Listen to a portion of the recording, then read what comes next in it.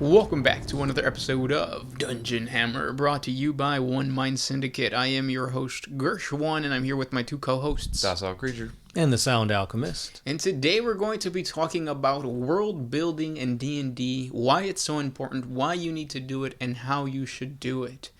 Who wants to kick it off? Well, first of all, we got to explain what world building actually is. Because depending on what type of campaign you're running, you might not have to focus so much on it. Yeah, there's definitely two types of worlds that your party can inhabit. You can inhabit the worlds that are pre-written, the ones that we know of as Modules. yeah, modules and all that kind of stuff. What is the main Dungeons and Dragons world? What is it called? Forgotten Realms. Forgotten Realms, yeah. And then obviously there's the ones that you create. Right. Both are really important for you to really like showcase for your players so that they feel like the game that they're playing is realistic. Right. You want to make sure that the party is grounded in certain laws, rules, that kind of thing. Because if you're in like a no holds barred? Like a sandbox type of Yeah. situation. Like you don't know what to expect, which might be pretty cool. But at the same time, if you're a DM who's starting with new players, it's best to have them be grounded on some type of level. Mm-hmm. Yeah, there has to be some type of overarching truth to the way your world works when you're world building. Right. Like, are ogres this way? Why are they this way? And all Yeah. that kind of stuff. It's like if you encounter a dragon, you know, okay, this is something to be feared.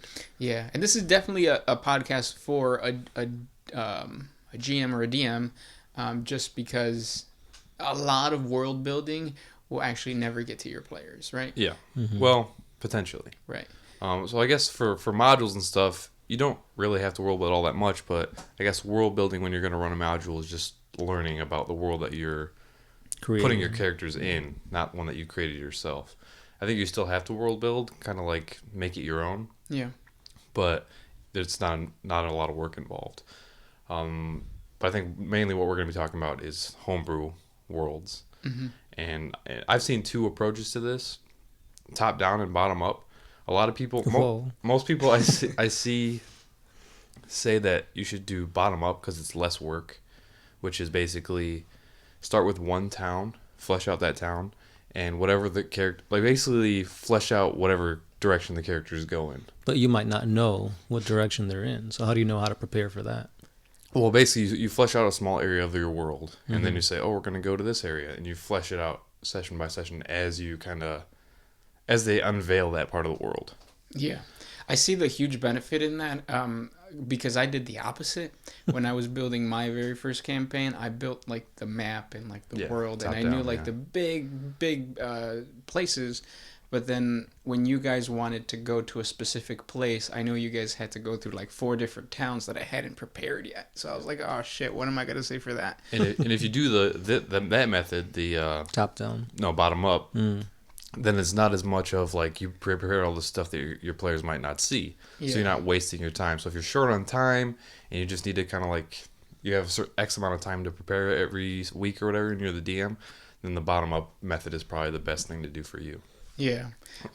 The story has a big role in your world building too, because if you already know like exactly what your end game is or what your end game is going to be, then I think it is easier to do like a top bottom, Yeah, top down. top down. Whereas with the power bottom, like it's very, very difficult for you to like get in there just because your legs get sore. Yeah. Yeah. Mm-hmm. And what I mean by that is like what I was saying. Where like, you know. Yeah, what you were saying. Me personally, I'm a big fan of the top-down approach because I really like when I'm reading books and stuff and they reference somewhere that we don't necessarily know what they're talking about, but it just makes the world feel real.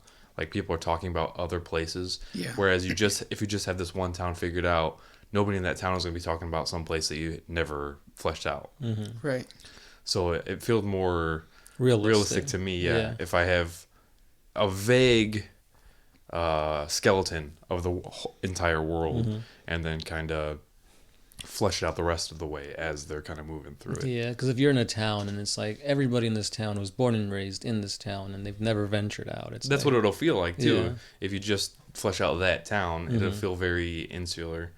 And I guess if you're going for like the podunk, like middle of nowhere village, that's where they start out, then that'd be a good thing. Right. But if you're starting in like this big metropolis, then there's going to be people from all over the world there potentially, and they'd be talking different accents, different cultures, all mixing together, and you gotta kind of flesh those out, or you can flesh those out. And I think that's for the world people that really like world building. Top down is definitely the way to go, in my opinion, because it's just that's the whole world. You get to just play it, pick and play. Right, but let's say you're just doing like a dungeon or something like that. How important is world building to that?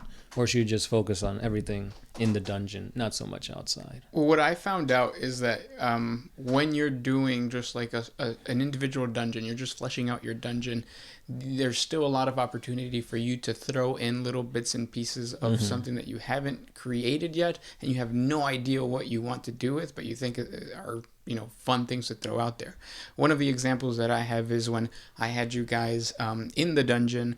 It was like Torgrath, and I had like thought out the dungeon completely, and there was like this vegetation or a tuber that you guys were eating called dry seed that I just came up with off the top of my head, but that ended up being like a big pivotal like thing that you guys encountered in every single town that you went after that. But I think that so if you do go bottom up, then it is You can kind of just plant the put pieces on the table and then see where they go. Yeah. That's always really cool. I've always wanted to like see all these little like interesting snippets in a kind of self-contained area, but that broadly explains the world. For example, like say you're in a dungeon and you come across the bloodied remains of like another warrior, and you could see like, oh, like this guy's armor has like some intricate designs. It's different than the armor that obviously we're wearing. It's like, oh, I wonder what's actually out there. What made him come here? Yeah. And you can also kind of like inject history, like the history of the world, into a certain dungeon. Like you have ancient monuments that you stumble across, or relics of old wars or battles, or stuff like skeleton of like the emperor dragon that everybody is afraid of from the past. Yeah.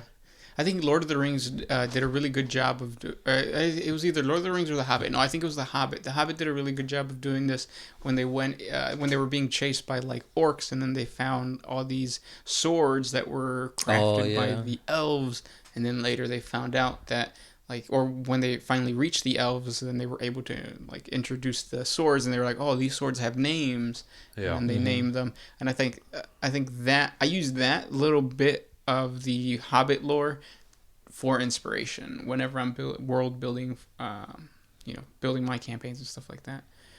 So yeah, like planting seeds and then blossoming them later on in the campaign. Because we all know when a flower blossoms, it's just showing its organs to us. Yeah, it's basically yeah. And people like to stick their nose in that. I mean, I would. Pussy's pussy, right? Whether it's coming from a daffodil or Daisy around the corner. I remember Daisy. We all remember Daisy. The flower or the person? Right. Anyways. What were we talking about? Oh, so what I've always... Because the Sound Alchemist has done world building with pre-existing gods and locations, and we just did that in a campaign that you ran last week. How do you deal with world building when the world is already built for you? I like taking like bits and pieces and then kind of making everything else my own. So just because you might know Loki is like a trickster god doesn't necessarily mean that he's going to have that same personality that you've seen in like Norse mythology or like in the Marvel comics, the movies, that kind of thing. So I use that to my advantage to kind of keep you guys on your toes. Whereas you thought, oh, obviously I've seen Marvel, Thor's the good guy. Maybe he's the bad guy in my campaign. Yeah. So it's always interesting to use these pre-existing mythologies or worlds and just kind of twist them in a way that will keep your players thinking. Yeah, but using outside sources is really... It's like a kind of like a cheat code to world building. Yeah, it doesn't mean like you're creating everything, and especially if you're homebrewing stuff, trying to balance things out, like if you're homebrewing spells and magic weapons, that's always very difficult because you could easily make something way overpowered, and now that kind of ruins the campaign if you have a weapon that could one-shot anything. Yeah. I definitely see the benefit in using pre-existing worlds in your D&D when you're world building, because of the fact that, like, whenever I look back at sessions that I feel were fully fleshed out, I do think of yours because, like, the first session that we had, it was God versus the devil, and there's already so much information that we already know before we even enter your world of who the God is, and so those blanks are already filled in.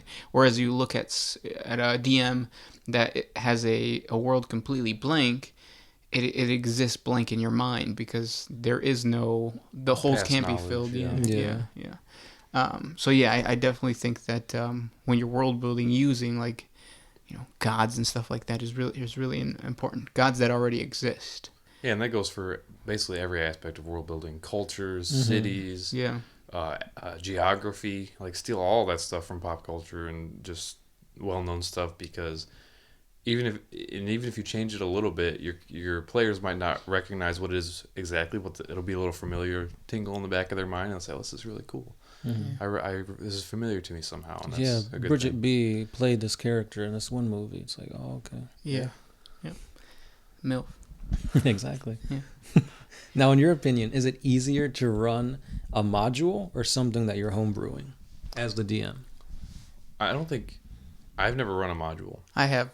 It was you died right away. Oh yeah, that's true. Yeah. I think it's fun for the DM because he knows what the outcome's going to be. I don't think it was fun for you guys as players.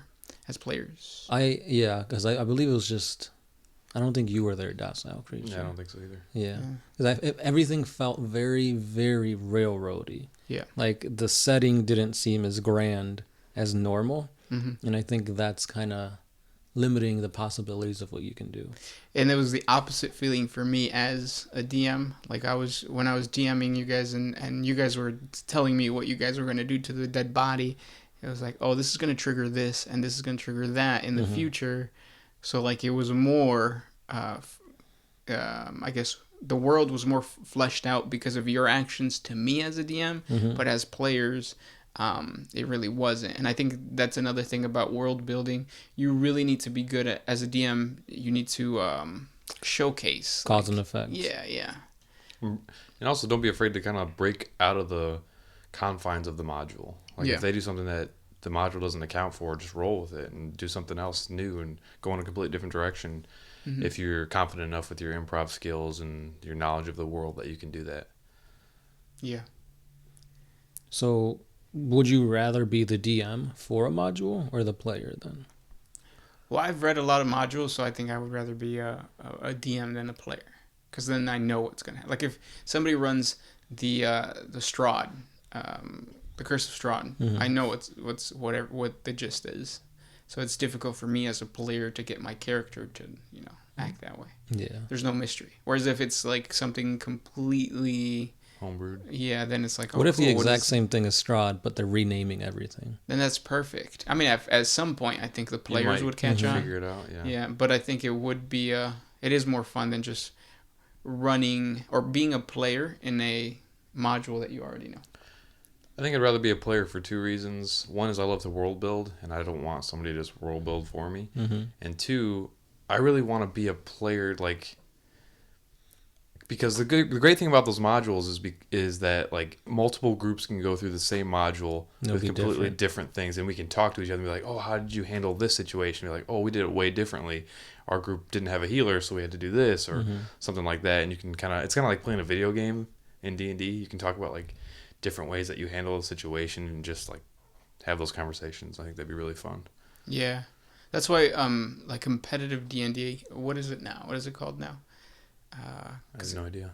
Well, back in the day, because there's a couple sources that I read and I watch videos for, and they talk about competitive D&D, and it was interesting because they had that situation where they would have the same world, but obviously their interactions were different.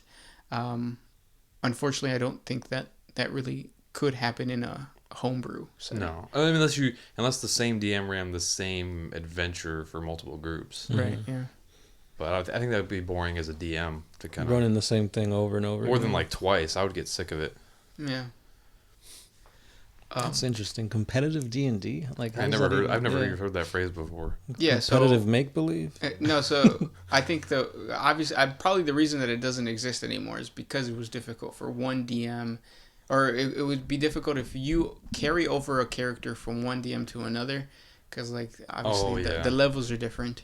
Kind of like in what we're doing. It depends on the trust of your players. Like, is this actually the same character? Did you tweak it at all, or stuff like that? Yeah, yeah. And also, like, just because we're doing a multi-DM campaign, and our struggle is that I think the first session, we got an insane amount of gems with money, so it kind of made money pointless. But now, it's like balancing that out is kind of difficult. And I think that was the problem with the competitive side of it. And that was back when, like, they had that dungeon with the... What was the mimics? Not the mimic, but it was like a... The face? Yeah, the face. Tomb of Horrors? Yeah, there you go. Tomb of Horrors. Very few people ever passed all the way through. Like, that's an instance that I'd really want to be a player in the Tomb of Horrors, just to see what it's like. Yeah. Because you hear all these horror stories about it, and I want to actually, like, experience it. You die right away. Yeah, maybe. I think it's almost equivalent to the session that we had last week that happened to me, kind of, where, like, if there is a trick to a certain puzzle, you might die if you don't get it. Yeah, but yeah. Sounds brutal. Yeah. Hardcore D&D.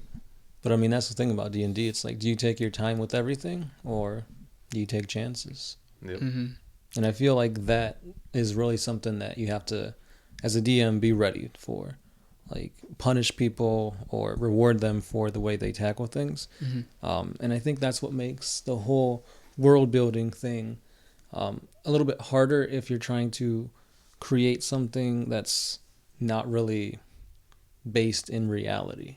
Because obviously D&D is all about like imagination, using creativity, there's magic in it. And it's like, I feel like sometimes the cause and effects of certain actions aren't as big of a deal in D&D as in real life. Because it's like, obviously, it's like, oh, you killed somebody, you go to jail. I could just Misty step out of here. And then it's kind of hard to force them. Yeah, you have to, as in your world building, you have to think about magic and how it's implemented in a world. You can't just kind of copy and paste a medieval world, because, like you said, there's magic that can do all different kinds of stuff, and you have to kind of account for that, because the world would be aware that this magic exists, most likely, unless you're playing like these are brand new magic is getting put into the world, which would be cool. Yeah, running a campaign where like your D&D characters go out into the real world. You're the first sorcerer ever, the first druid ever.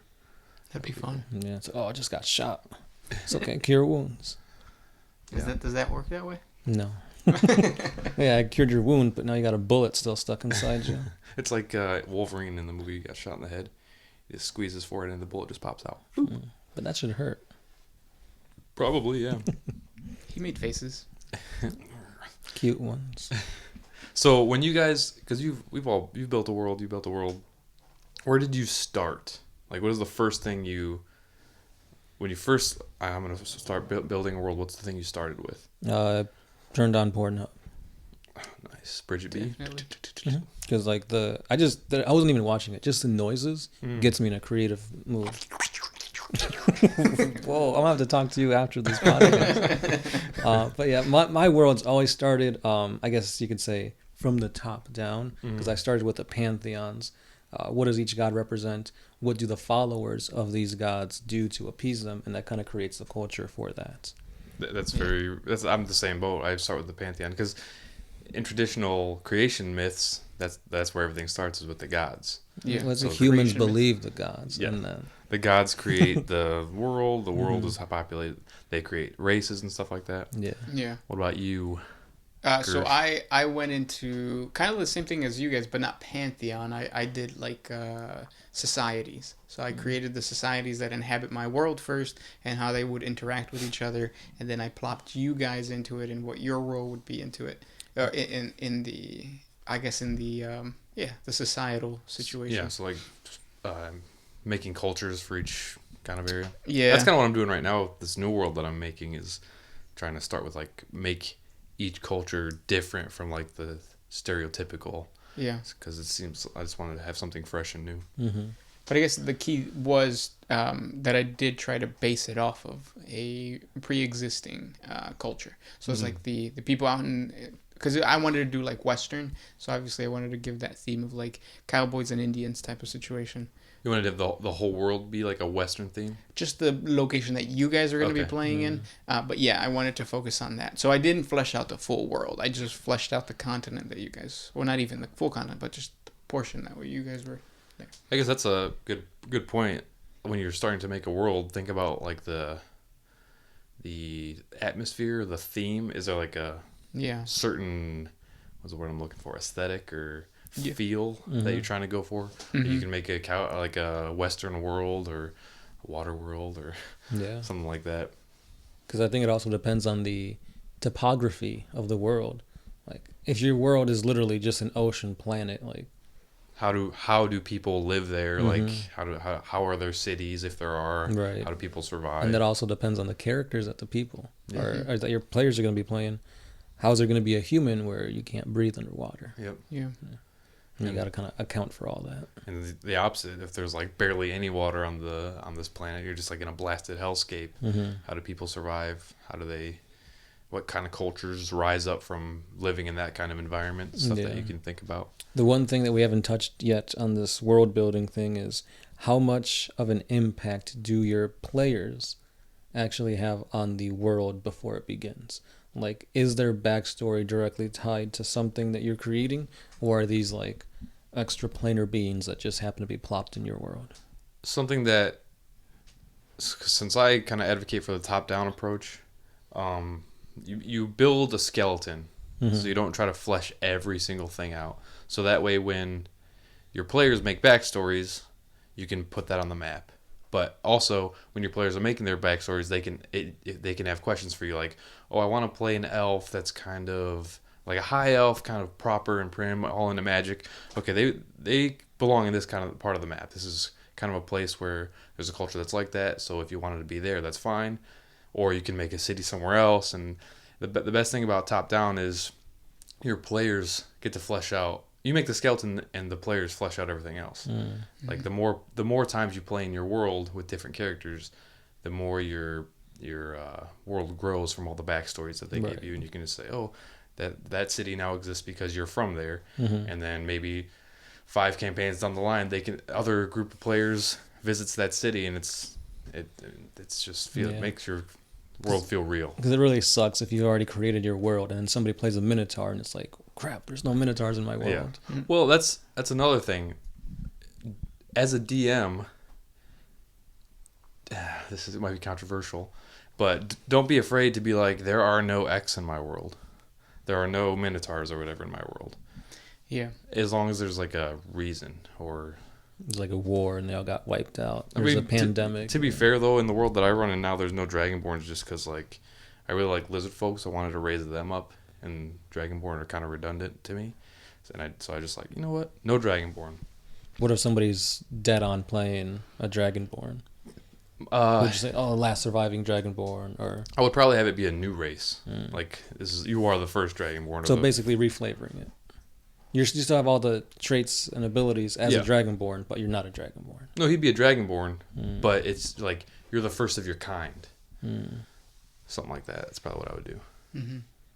I do think that because like the reason I think that that is controversial is because of the fact that like you are creating a world that's imaginary, and you're telling somebody who's bringing their own putting imagination. Restrictions on it. Yeah, and I think when it comes to world building, you do kind of have to be a little bit more fluid. Yeah, especially in the situation where like it's really easy to get stuck in your own world because it's yours. So you treat it like your baby. And then you're like, well, you did this and this. I mean, realistically speaking, if you killed a god, like there has to be monumental effects because of that. But I don't want you to do that. So like, I think as a DM, you do have to kind of understand that you're building this world for your player. On second to yourself, I guess. Right. Because you're completely right. If this is essentially like your baby, you're all your time and effort is being spent to create this monumental world. And let's say you have like a really awesome city that you like that's made out of like glass and gold, and then your party completely destroys it. Yeah. Yeah, it would be kind of a dick move to say, oh, the next day they rebuilt it. Yeah. Yeah. It's like, no, it's... Even though, like, yeah, that'd be awesome. Like, I would love if my players... Because that would have huge ripples across the world, depending on how important that city is. Right. Oh, that'd be cool. You might have, like, the Space Wolves getting called on your party. Yeah. One of the things that you guys, you guys made me think about is I've wanted to introduce kind of world building to the players in the sense where like giving the players the ability to build their own like races or worlds. I just don't think that I've gotten to that point where I know how to execute that properly. Like completely from the ground up, build a new race that's like not in the books. Yeah, because like there are different like tomes and manuals to build like flesh golems and stuff like that. Mm-hmm. How badass would it be to build like your own race? And then from that point forward, that race that player created now exists within your planet. Yeah. And he is kind of now the father of this or mother of this Bridget B race. Yeah. Bridget B race? Yeah. Whoa. Perfect race. So I think that would be kind of cool. And then you get to work with that player and be like, okay, so you achieved this, kind of like you would have attained this magical item. Now, what do you want your race to be like? You obviously have to give that to the right person. Mm-hmm. But yeah, you can't give it to the murder hobo. Because yeah. Or you could and it just become like a mercenary race. Or he just builds a race of cattle to slaughter. Yeah. But even then, that sounds kind of fun for your world to be in. What happens if you're playing a module and somebody decides that they want to bring in something that you know specifically does not exist in the world of that module? Do you like? I know you were saying you could break the rules of the module and like kind of make it your own, but do you feel like that kind of takes away from the people who specifically want to play that module if somebody else wants to play like something that's not supposed to be a part of it? I think it depends on the individual doing that, because you guys had that situation happen to you when I was running a DM and we had a new player, and then he said that he spoke to animals, and I was just like, yeah, sure, you speak to animals. Obviously, there's no character that lets you do. Yeah, there's no race that lets you do that. I mean, there's a spell. Furbolg does, I think. Right. Furbolg and certain gnomes. That you could just speak to them? Mm-hmm. Furbolg can speak to any beast, and then gnomes you can speak to tiny or small beasts or something like that. But I just gave him that power, and you guys were fine with it. Because the way that I dealt with it is it wasn't world breaking. It wasn't like the lucky feet type of situation. Yeah. Because, for example, the way I was thinking about it was, let's say you're playing Curse of Strahd. Mm-hmm. And somebody in your party really wants to be a vampire. Mm-hmm. Like, that's not... Like, you can't... Unless you're playing, what is it? The Ikora? No. The MTG, they came up with, like, their own D&D races and stuff. And you can actually play a vampire. Oh. For, Ravnica? Something like that. I forgot what it was. But you could play a vampire, but that's using another thing outside of that module. Yeah. Would you still allow it though? Even though your whole party is against vampires, like the whole reason is they're gonna kill Strahd. How would you incorporate having a vampire in that party? I think in that situation you could, because it almost goes on theme. Right. Like eventually you will encounter, spoiler alert, Strahd's chick. Yeah. Mm-hmm. So it's kind of the same situation where it's like, okay, if you want to play a vampire, just understand that there's a vampire that's stronger than you, you know. I think I would handle it like, instead of starting as a vampire, make it a goal to become a vampire. And like throughout the Curse of Strahd, make that like either a secret goal or one that you can just say out loud to the party, but you want to become a vampire for the power or whatever. Mm-hmm. Yeah. So that can be a goal instead of just starting as a vampire, because that opens the door of a lot of homebrew stuff. And if you don't like homebrew stuff, or then it could, every player be like, oh, he's a vampire, I want to be a werewolf, I want to be a zombie, stuff like that. And it's just kind of a slippery slope. Yeah. So depending on how open-minded you are about homebrew stuff, kind of depends. So when you're creating a world, are you more likely to homebrew or just to reflavor things? Right now, my first world I ever built was very vanilla, and like I kind of just built a world, and all the elves are exactly what you think they'd be. The dwarves are exactly what you think they'd be. So with the second world that I'm building now, I'm trying to twist every race to make it not that same thing. So I think right now, and the mindset I'm in right now is like the more homebrew, like the more you twist a race and make it unrecognizable, twist the culture to make it unrecognizable, the better, because that's going to make your world more one of a kind than just like a vanilla D&D world that just different places, different geography, but the races are basically the same as every other D&D world. And in that aspect, would you find it easier then to do that? Definitely not easier, because the easy thing is just run a module and just what it is, run the races how they are. Right. But to me, it's more fun to kind of like create my own cultures. So then, if you're brand new players, would you want to put them in that campaign where like things are twisted? Not. I'm kind of reserving this world for the more like people that want to play in the world rather than people that just want to play D&D, because I'm trying to make this world very specific and very like the dwarves are this way. So if you come in with a dwarf that's like all like a very different from what that'll be like, it's kind of like how I'm restricted with Dragonborns. Yeah, this world's even more like that, I feel, because I kind of want to fit that aesthetic. I want the players to fit into the world rather than making the world fit around the players. Yeah, I definitely do think that you need to have the right party for that, because we've been in a D&D world where things weren't like the book or weren't like the stereotypical characters, and it's good for the DM, and it goes back to that whole thing. It's like, that's your baby, so obviously you're gonna think it's grander than it is. But for a person who just wants to play in a fantasy setting, telling them like, no, the elves don't do this, they do that, it becomes a situation where it's like, oh, okay. Yeah, definitely. Yeah, definitely not just someone I can just throw any new player or any player into. I gotta kind of have a conversation in a lengthy session 0, kind of explaining each race and each culture and stuff like that. I don't know if lengthy is necessary. Is better. Girthy. There you go. Session 0. Okay. The session 0 is really important though when you are world building and you don't have the world set yet, because you do get a chance to kind of feel out what your players, what themes your players want to play in. Kind of like what I asked you guys, like, what do you guys want to play in? And you said Roman, and you said Greek, and it's kind of like, okay, yeah, I can definitely world build around that. It doesn't necessarily have to be plop you back in like ancient Rome or ancient Greece, but it is just like, have certain that flavor of that aesthetic. Yeah, so that session 0 is important for that when you're building a world. Definitely. Now, would you ever allow the players' backstories to completely influence your world? Yeah, for sure. You almost need to do that.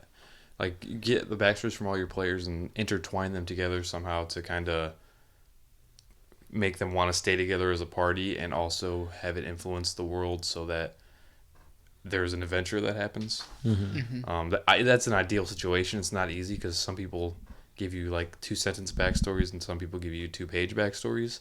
Yeah. But that's what I think. You actually need to have the backstory, or the player's goals have big ripples in the world. You've got big ripples? I got girthy ripples. Oh. I think when you're doing that, it is really important when you ask the players, like, what's your character's goal?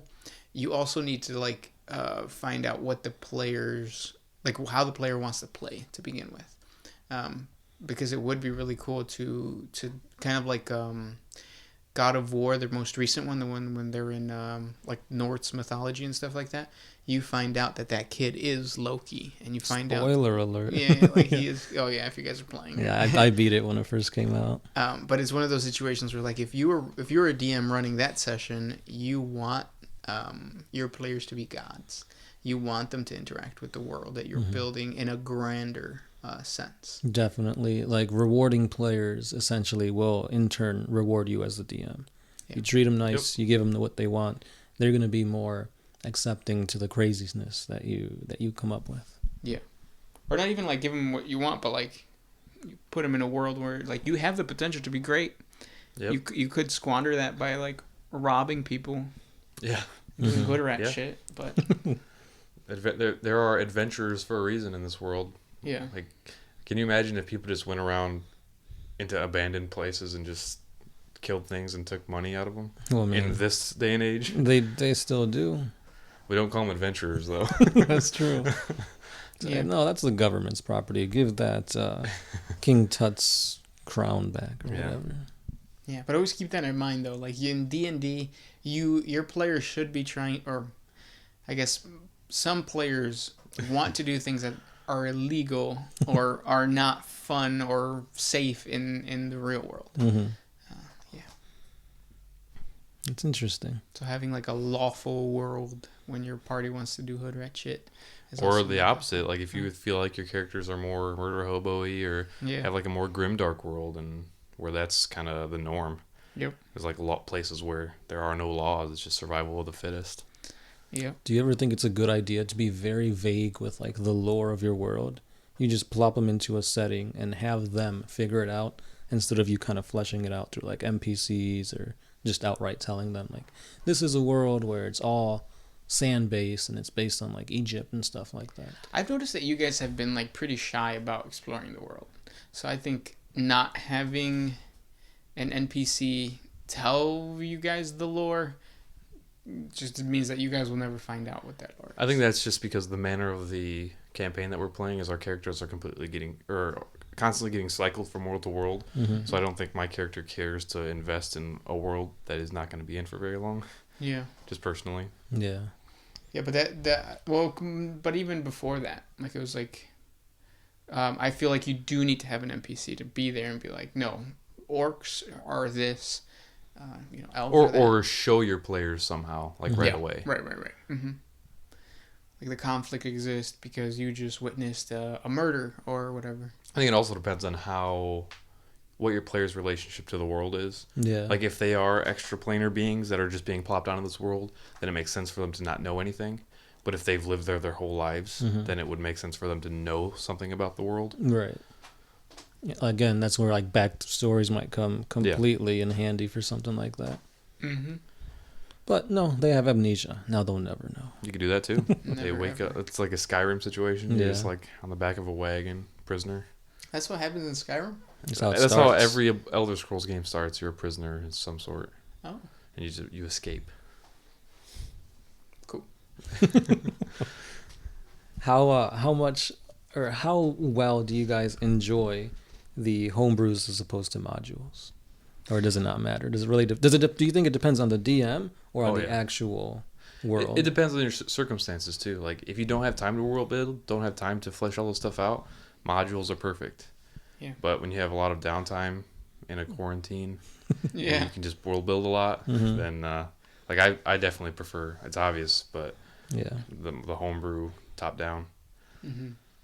I feel like as a new player, I like modules. I like reading the modules a little bit more than just creating my own worlds because I also know what the mechanics of the game allow you to do through the modules. It's like, oh, cool, I didn't think of that.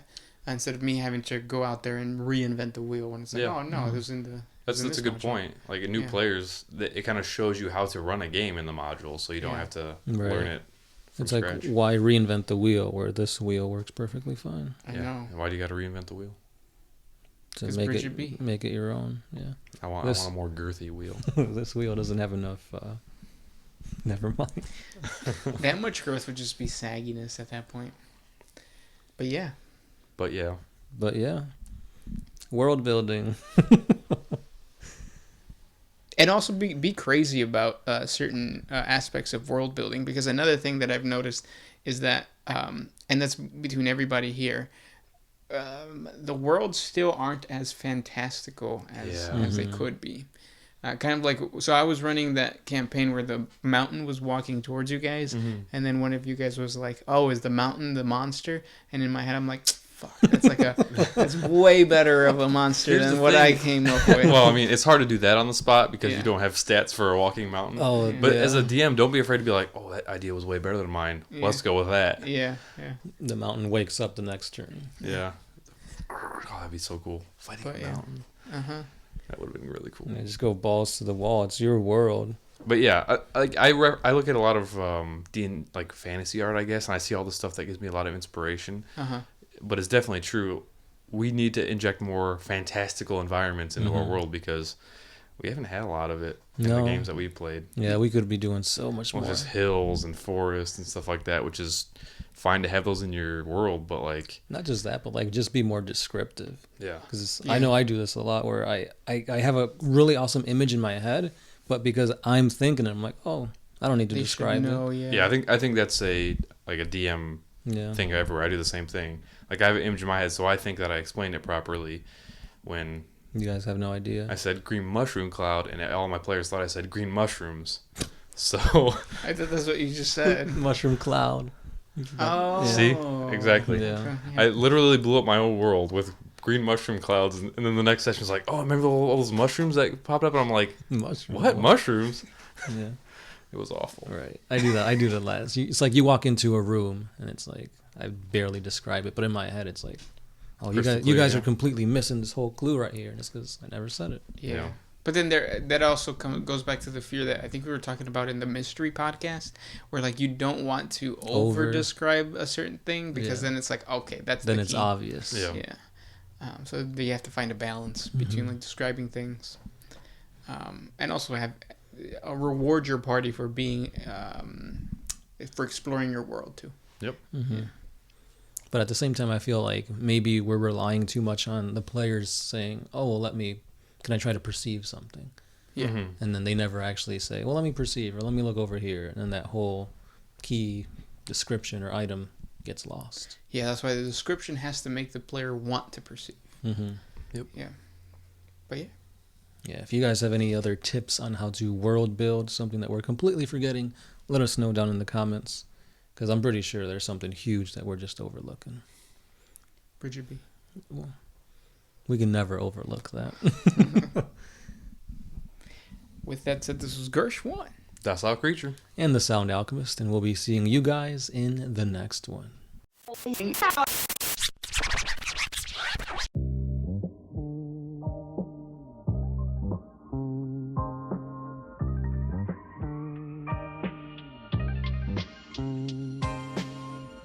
Always used to put my freedom first in any situation.